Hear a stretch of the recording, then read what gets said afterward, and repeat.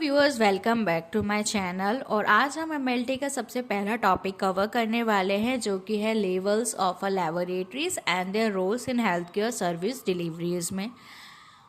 वैसे तो इसका डिटेल्ड भी है ये सब, लेकिन इसको कंपाइल करके समरी फॉर्म में, टेबल के फॉर्म में ऐसे दे रखा है, तो हम इसी से ही स्टडी कर लेंगे। सबसे पहली जो लेव होती है उसको हम प्राइमरी लेवल ऑफ लेबोरेटरीज कहते हैं। उसका लोकेशन जो होता है वो प्राइमरी हेल्थ केयर सेंटर्स होते हैं। नॉर्मली जो जनरल छोटे मोटे जो लैब्स होते हैं वो इस प्राइमरी लैब्स में आते हैं। इसका टाइप ऑफ टेस्ट होता है, बेसिक टेस्ट जो होते हैं, सीबीसी है, यूरिन एनालिसिस है, ग्लूकोज है, ठीक है। किसी को डायबिटीज़ है तो प्राइमरी लैब में चेक करा सकता है।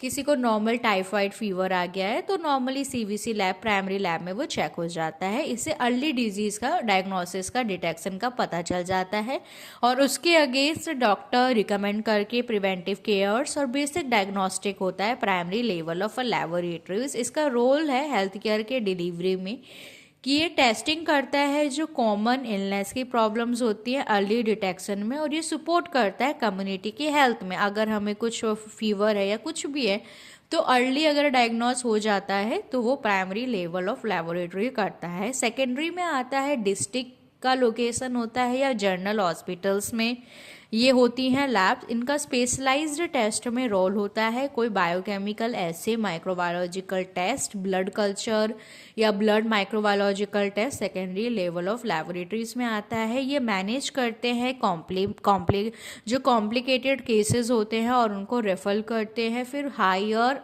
सर्विसेज में, higher level of laboratories labs के अंदर। इनका जो रोल्स होता है ये रोल प्ले करते हैं कंटिन्यूटी ऑफ केयर में इंश्योर करते हैं, और अगर आपका केस ज़्यादा कॉम्प्लिकेटेड है तो उसको आगे लैब पे रेफ़र करते हैं। साथ ही साथ में ये ट्रेनिंग भी देते हैं सेकेंडरी लैबोरेटरीज, और ये ब्रिज होते हैं प्राइमरी और टर्सरी केयर के बीच में। उसके बाद आता है tertiary level of laboratory. Tertiary level of laboratory जो स्पेशलाइज्ड हॉस्पिटल्स होते हैं, बड़े बड़े हॉस्पिटल्स हो गए, बड़े बड़े रिसर्च इंस्टीट्यूट के अंदर ये टर्सरी लैब्स होती हैं जिनके अंदर एडवांस डायग्नोस्टिक टेस्ट को परफॉर्म किया जाता है। मॉलिक्यूलर टेस्टिंग हो गया, जीनोम टेस्टिंग हो गई, मॉलिक्यूल्स, डीएनए, आरएनए, प्रोटीन के टेस्टिंग हो गए, जेनेटिक टेस्टिंग हो गए, ये सब टेस्टिंग इसमें होते हैं। साथ ही साथ में डायग्नोसिस ऑफ रेयर जो डिजीज़ होती हैं और रिसर्च करने में और डॉक्टर को पर्सनलाइज्ड मेडिसिन्स बनाने में भी ये हेल्प करता है। इसका रोल है कि ये सपोर्ट करता है कॉम्प्लेक्स ट्रीटमेंट, जो कॉम्प्लेक्स डिजीज़ होते हैं, कॉम्प्लेक्स इन्फेक्शंस होते हैं, उनको ट्रीट करने में। और ये साथ ही साथ में मेडिकल रिसर्च में भी हेल्प करते हैं, रिसर्च भी करते हैं कि और क्या बेहतर हो सकता है डायग्नोस्टिक करने के लिए। और रेफरेंस लेबोरेटरीज जो होता है वो सबसे बड़ी लेबोरेटरीज होती हैं। एक्चुअली ये कह सकते हैं कि हब होता है reference laboratories.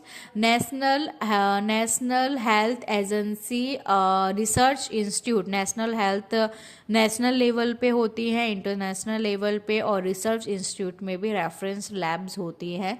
High complexity test perform करना होता है इन टेस्ट में, जैसे टॉक्सिकोलॉजी है, जीनोमिंग की सीक्वेंसिंग रेफरेंस लैब्स में होती है।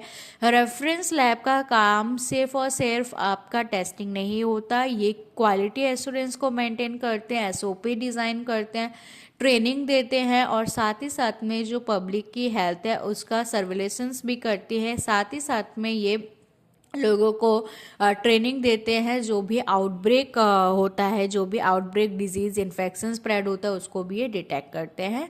इसमें सेंट्रलाइज्ड एक्सपर्टीज़ होते हैं, एंश्योर करते हैं कि डायग्नोस्टिक एक्यूरेसी हो और सपोर्ट करते हैं पॉलिसी मेकिंग। तो सबसे बड़ी लैब होती है रेफरेंस लैब, और सबसे जो फर्स्ट लेवल पे होती है वो होती है हमारी प्राइमरी लेबोरेटरी। Thank you.